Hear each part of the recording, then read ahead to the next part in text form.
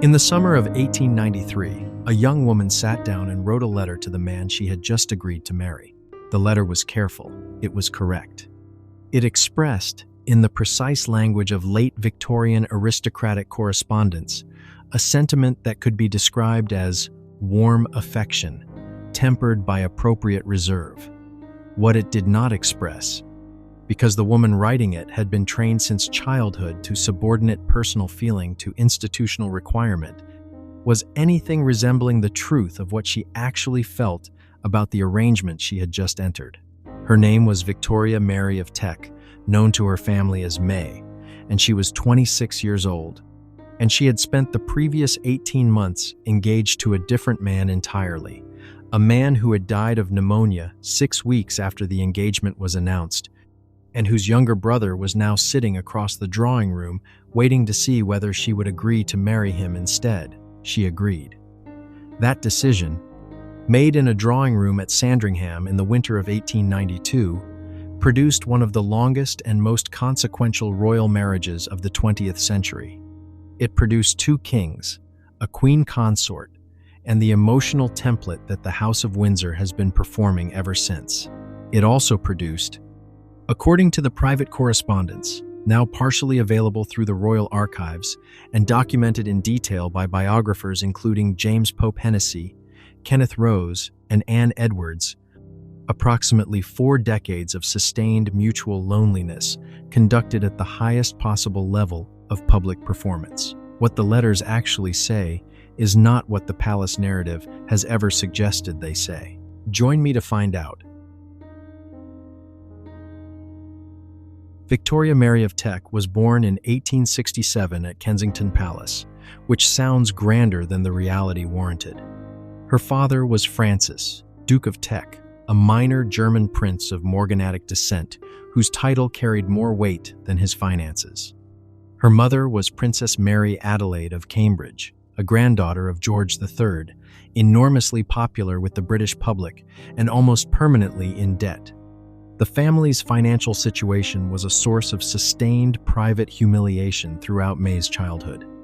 The Duke and Duchess of Teck lived at a scale their income could not support, borrowed from relatives with a regularity that exhausted goodwill, and eventually spent 2 years in Florence in the late 1880s, a prolonged exile that was presented publicly as a continental adventure and was understood privately as an escape from creditors.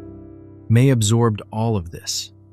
She absorbed it with the still, watchful attention that would define her adult character, saying very little, observing everything, and constructing around herself a surface of composed impenetrability that would eventually be mistaken by almost everyone who encountered it for coldness. It was not coldness. It was the armor of a woman who had learned very early that the world was not interested in her feelings, and that the only safe response was to stop displaying them. Her education was serious. She read voraciously and retained what she read. She developed a knowledge of art and antiques that would eventually become genuinely expert, the kind of knowledge that curators respected rather than tolerated. She spoke several languages. She was, by every account of people who knew her before the marriage, a woman of considerable interior life and almost no exterior expression. She was also, by the standards of the late Victorian marriage market, in a difficult position. She was royal by birth and impoverished by circumstance, which made her simultaneously eligible and problematic. The eligibility was what the palace needed. The impoverishment was what made her manageable. In 1891, Queen Victoria decided that Prince Albert Victor, Duke of Clarence, the eldest son of the Prince of Wales and second in line to the throne, needed a wife. Albert Victor was 27 years old, pleasant in manner, limited in capacity, and the subject of private concern within the family about qualities that the correspondence of the period discusses with careful obliqueness. He was also, by the standards of the succession, dangerously unmarried. Victoria chose May of Teck. The engagement was announced in December 1891. 6 weeks later, Albert Victor was dead of pneumonia complicated by influenza at Sandringham during an epidemic that swept through the household that January. May had barely known him. The mourning she performed was genuine in its shock, less certain in its grief, and the palace was left with the question of what to do with a young woman who had been selected for the throne and whose selection was now institutionally inconvenient. The answer arrived with characteristic Victorian pragmatism. The younger brother would do. Prince George, Duke of York, was 27 years old when his brother died. He was the second son, the naval officer, the one who had been permitted to have a career because the heir did not need one. He was shorter than Albert Victor, less conventionally handsome, and possessed of a temperament that those who knew him well described consistently in terms of a particular kind of emotional constriction. George felt things. He felt them with considerable intensity. What he could not do, and what nothing in his upbringing had equipped him to do, was say so. His father, the Prince of Wales and future Edward VII, was a man of enormous appetites and expansive warmth whose emotional availability to his children had been largely consumed by his social life. His mother, Princess Alexandra of Denmark, was loving in the demonstrative way that Scandinavian aristocratic families sometimes permitted, and her children adored her with a completeness that left very little emotional room for anyone else. George had grown up in the gap between a father who was too busy and a mother he could not quite reach, and had resolved the tension by becoming extremely good at doing what was expected of him and extremely reluctant to examine what he actually wanted. He and May had known each other since childhood, in the way that people who move through the same restricted social world inevitably know each other. They were not strangers. They were not friends. They were two people who had been assessed by the same institution and found useful for the same purpose. The proposal came in May of 1893. George, by his own later account, found it extraordinarily difficult. Not because he did not want to marry her, but because the machinery of the situation had stripped the act of everything personal. He was proposing to his dead brother's fiancée, at the instruction of his grandmother, the Queen, with his entire family watching, in a context in which the question was not really whether she would say yes, but how quickly the paperwork could be completed. She said yes. They were married on the 6th of July, 1893, at the Chapel Royal, St. James's Palace. The wedding was celebrated across the empire. The newspapers produced the coverage that occasions of this kind generate, regardless of what is actually happening between the two people at the center.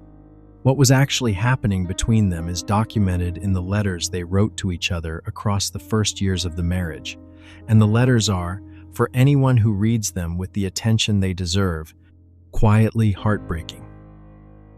James Pope Hennessy spent several years in the 1950s conducting interviews for the official biography of Queen Mary, commissioned by the palace after her death in 1953. The biography was published in 1959 and is considered the foundational account of her life. Pope Hennessy also left behind private notes from his research, including records of conversations with people who had known Mary intimately, and those notes, which circulated privately for decades before being more widely discussed, are considerably franker than the published biography. What Pope Hennessy found, in the letters and in the testimony of people who had been inside the marriage, was a relationship that functioned as a kind of sustained parallel existence. Two people occupying the same institutional space, performing the same public role, raising the same children, and almost entirely failing to reach each other in any personal sense that either of them would have recognized as intimacy. The letters between George and May, which began before the marriage and continued throughout their lives together, are preserved in the royal archives. The portions that have been made available to scholars, and the excerpts quoted in the major biographies by Kenneth Rose and Anne Edwards, reveal a correspondence of peculiar emotional texture. They wrote to each other constantly. They wrote when they were separated by official travel, which was frequently, and they wrote even when they were in the same house, which was less frequently, but still occurred. The letters are affectionate in their salutations. They are meticulous in their reporting of daily events, engagements attended, people met, meals consumed. They contain the kind of accumulated domestic detail that suggests genuine investment in each other's daily lives. What they contain almost none of is the direct expression of personal feeling. George wrote to May about the shoots at Sandringham. He wrote about the Navy, about political appointments, about the behavior of the children. He addressed her, throughout their married life, as his darling May, and signed himself with a constancy that suggests the affection was real. What he almost never wrote was what he was actually experiencing at any level below the surface of events. May's letters followed the same pattern, she reported. She observed. She occasionally permitted herself a dry aside about a public figure or a social occasion that reveals the satirical intelligence her public face never showed. She wrote with clarity and precision and the practiced fluency of someone who had been writing letters since childhood as a form of social obligation. She did not write about what she felt. Kenneth Rose, in his 1983 biography of George V, which remains the most authoritative account of the king's life, describes the correspondence as the record of two people who loved each other in the way that people love when they have never been taught how to say so and are not entirely sure that saying so is something the other person would. Welcome. That is a precise and devastating description. The children arrived with the regularity that the succession demanded. Edward, the future Edward VIII, in 1894. Albert, the future George VI, in 1895. Mary, the Princess Royal, in 1897. Henry, later Duke of Gloucester, in 1900. George, later Duke of Kent, in 1902. John, the youngest, in 1905. 6 children in 11 years. The parenting of those children is one of the most documented failures in the history of the modern British monarchy, and it is documented primarily because 2 of those children grew into adults who could not stop talking about it, in memoirs, in letters, in conversations with biographers, in the accumulated testimony of people who watched what happened to the family across 3 decades. George ran the nursery with the approach of a naval officer managing a ship's company. Discipline was the primary instrument. Punctuality was expected. Emotional display was discouraged. The children were required to appear before their parents at set times, in suitable condition, and to behave in the manner the institution required of them, which meant quietly, correctly, and without troubling their parents with the kind of personal need that neither parent had been equipped to respond to. Edward VII, George's father, had been a warm, if distracted, grandfather. Queen Alexandra, George's mother, adored her grandchildren with an intensity that was itself a form of pressure. The middle generation, George and May, occupied the space between these 2 extremes and managed to combine elements of neither. Edward, the eldest, left the most extensive record of what this produced. His memoirs, published after the abdication, describe a childhood defined by fear of his father and bewilderment at the distance of his mother. Albert, who became George VI, stammered. The stammer has been attributed by various accounts to his left-handedness being forcibly corrected, to the emotional atmosphere of the nursery, to a genetic predisposition. The truth is probably a combination. What is not disputed is that the stammer became worse during the years of his father's direct attention and better during periods of relative freedom from it. Mary, the only daughter, described in later life a mother who could not be touched. May loved her children. Every account confirms this. She could not demonstrate it in any way they could use. John, the youngest, developed epilepsy in childhood and was eventually removed from the main household to a cottage on the Sandringham estate in the care of a nurse, where he lived until his death in 1919, at the age of 13. He was kept largely out of public view.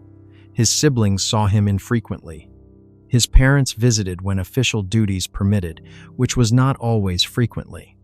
The official reason for the separation was that John's condition required specialist care in a quieter environment. This was true. It was not the complete account. The complete account, which Pope Hennessy's notes touch, and which later biographers, including Gore and Bradford, have examined, is that John's visible condition was an embarrassment to the public presentation of the royal family that the palace preferred not to manage in plain sight. He was not abandoned. He was not unloved. He was removed from the frame. What this cost May, who by all private accounts felt the separation from her youngest child as a genuine wound, was not recorded in any document she permitted to survive. George became king in May 1910, on the death of Edward VII. May became Queen Mary, a name chosen because Victoria was unavailable and Mary was the simplest available option from her formal given names. The coronation in June 1911 produced one of the most celebrated royal images of the 20th century. George and Mary, in full regalia, photographed with the deliberate grandeur that the occasion demanded. A picture of institutional solidity and conjugal unity that the palace press operation would spend the next 25 years carefully maintaining. The reality behind the image was a marriage in which the two principals had settled, by 1911, into a pattern that would persist for the remainder of their lives together. They were companions. They were colleagues in the management of an institution that demanded constant performance. They were, in the private testimony of those who observed them most closely, people who were more comfortable in each other's company than in almost anyone else's, which is a real form of intimacy, even if it is not the one that gets written about in love letters.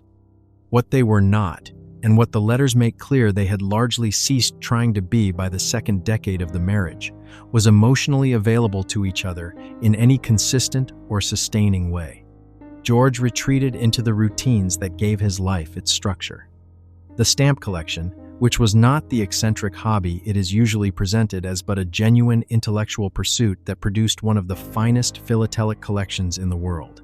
The shoots at Sandringham, the naval appointments, the daily diary, kept with meticulous fidelity since his youth, which recorded the events of each day in the flat, precise language of a man who had decided that the recording of events was sufficient and the examination of their meaning was unnecessary.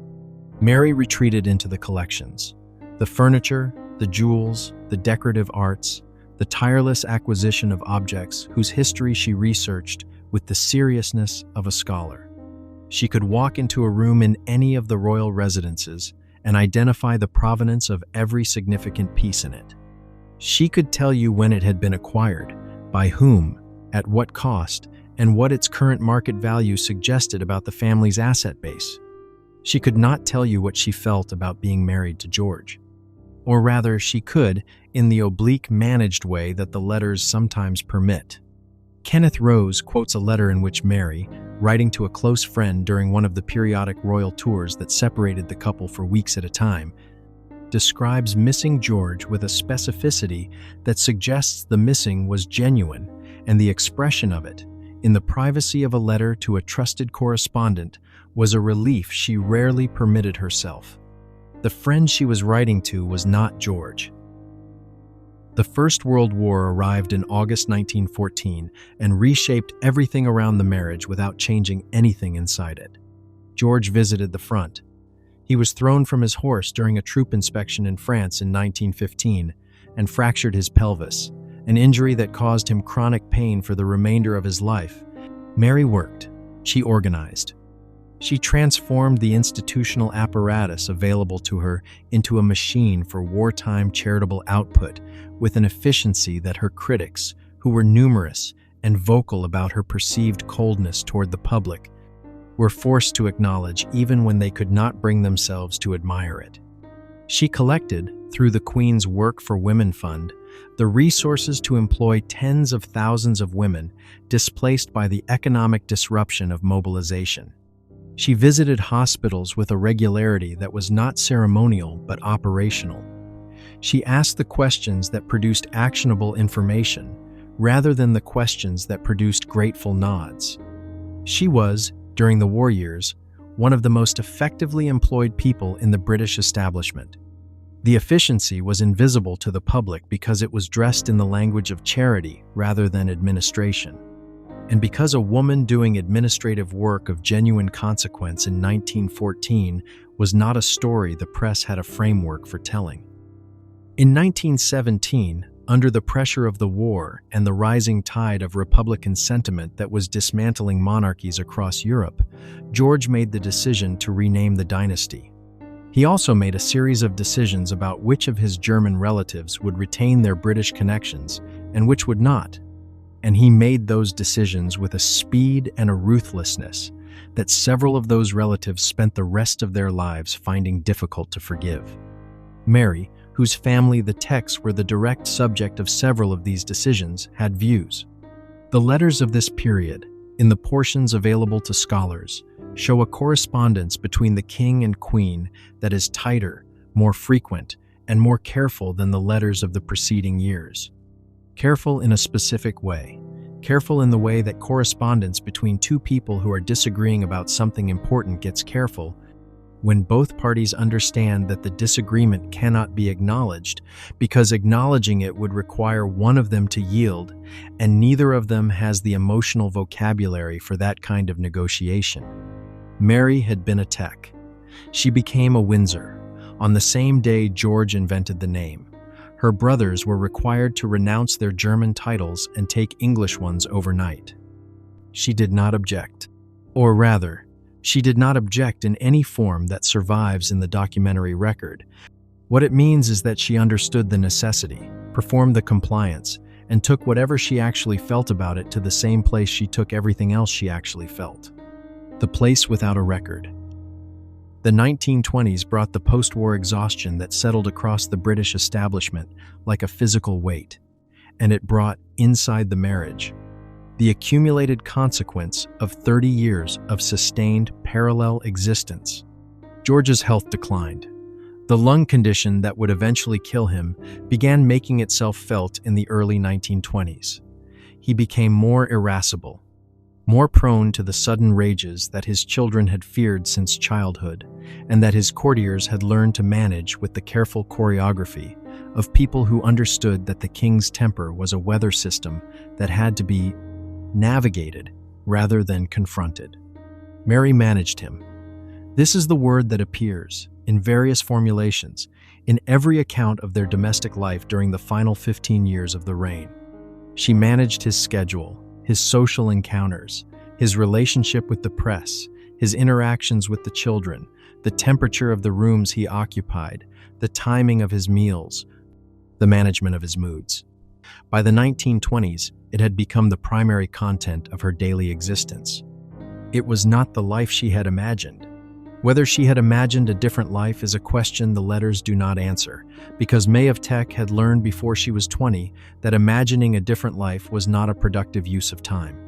The children's crises accumulated across the decade with a consistency that neither parent had the emotional tools to manage. Edward's romantic life became a source of sustained private anxiety from the early 1920s onward, as the pattern of his attachments to older, married women became clear, and the question of whether he would produce the heir the succession required became pressing. George's response to Edward was a version of the response he had deployed throughout the boy's childhood. He applied pressure, he expressed disappointment. He did not, in any exchange that any biographer has been able to locate, attempt to understand what was driving his eldest son's choices. Mary's response to Edward was more complicated. She saw him more clearly than George did, in the sense that she recognized the pattern without being able to name its cause. The letters she wrote to Edward during the 1920s, several of which he quoted in his own memoirs, with a bitterness that suggests they had not been received as intended, are the letters of a woman trying to communicate something important through a medium she has never mastered. They are letters about duty, about the institution, about what is expected and what will be required. They are not letters about what she felt when she looked at her eldest son and saw a man who was unhappy in ways she could not reach. They are not those letters because she did not know how to write those letters. Nobody had ever written them to her. George V died on the 20th of January 1936 at Sandringham at the age of 70 years old. The official account of his death, confirmed by his physician Lord Dawson of Penn in a statement to the press, described a peaceful end attended by his family and his doctor. The nation mourned. The tributes described a king of steadfast character and unshakable duty, a monarch who had guided the empire through the catastrophe of the First World War and the turbulence of the post-war decade with the kind of stolid reliability that the British public had decided was the highest available form of royal virtue. In 1986, Lord Dawson's private diary was made available to researchers. The diary entry for the night of January 20th, 1936, recorded something the official account had not. Dawson had accelerated the king's death. He had administered a lethal injection of morphine and cocaine in the late evening, with the explicit purpose of ensuring that the king died before midnight, so that the announcement could be made in the morning editions of the Times, rather than in what Dawson considered the less dignified setting of the evening papers. The diary entry made clear that this decision had been taken with the knowledge of the family.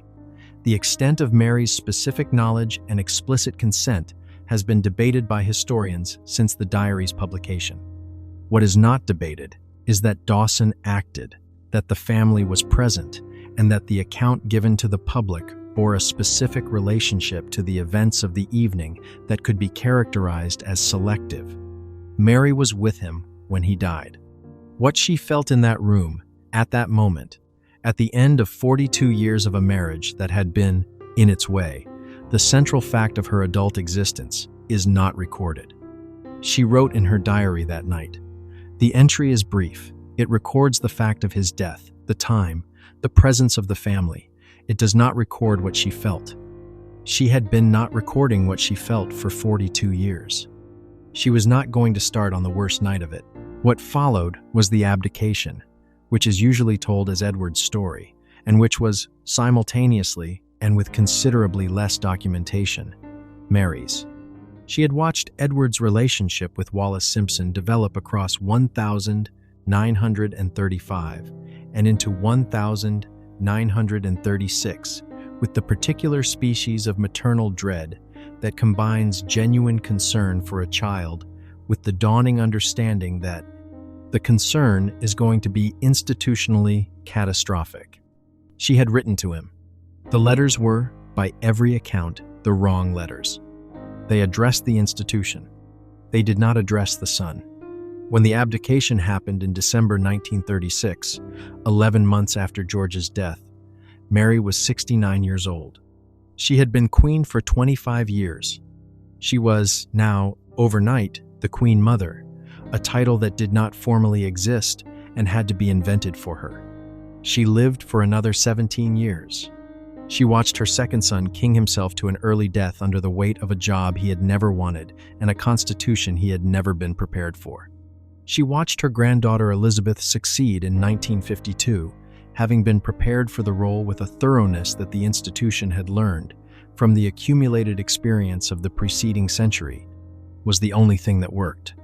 She died in March 1953, 6 weeks before the coronation. She had asked that it not be delayed on her account. It was not delayed on her account.